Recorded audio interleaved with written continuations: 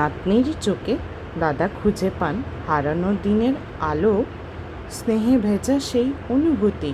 নীরবে বলে কত কথা ভালো, দুষ্টুমিতে ভরা তার হাসি।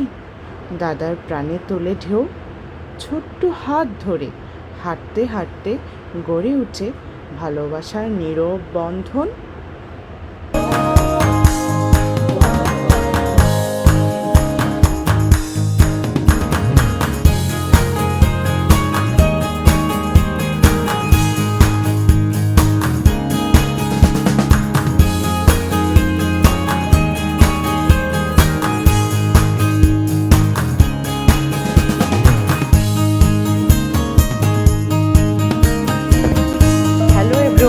আসসালামু আলাইকুম, আমি শারমিন জাঙ্গিনার পার্ক আমাদের ময়মনসিংহ থেকে বলছি।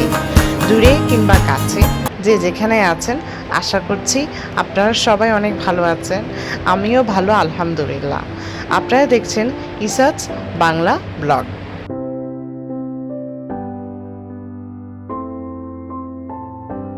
এই তো সকাল থেকে একটু শাহজালাল ব্যাংকে একটু কাজ ছিল, তাই আমি, বাবা এবং আমার মেয়েটা মিলে আমরা 3 জন মিলে গিয়েছিলাম ব্যাংকে।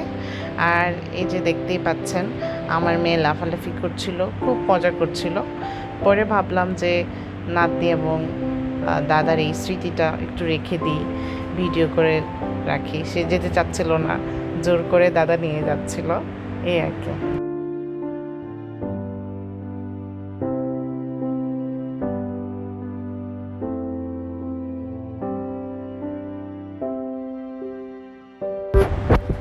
বাসায় ফিরে একটু দেখলাম যে আমার ড্রয়ারটা খুব এলোমেলো হয়ে আছে এবং এগুলো কিছুক্ষণ গুছালাম সব কিছু। আসলে বাচ্চাদের জিনিস যতই গুছাই রাখি না কেন আবার এলোমেলো হয়ে যায়। পরে আপনারা লাস্টে দেখবেন যে কী সুন্দর করে আমি আসলে ড্রয়ারটা গুছিয়েছিলাম।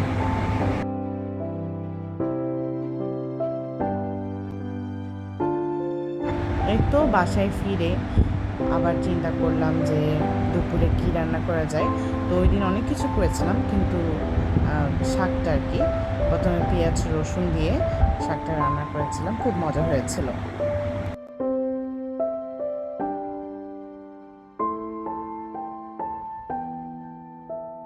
সন্ধ্যার সময় একটু কুরিয়ারের কাজ ছিল, আম্মু কুরিয়ারে আমার জন্য একটা শাল পাঠিয়েছিল, ওই শালটা আনতে যাচ্ছিলাম।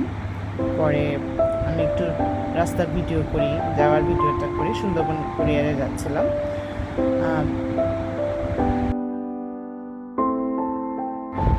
পরে এই যে আমার পার্সেলটা আমি নিয়ে নিলাম। পার্সেলটাতে আম্মু আমার একটা শাল ছিল আগে, ওই শালটা দিয়েছিলেন আর কি। এই তো বড় মসজিদ হয়ে আমাদের যেতে হয়, আমি এই জন্য একটু রেখে দিলাম মসজিদের একটা স্মৃতি। পরে আসছিলাম আর খুব ভালো লাগছিল।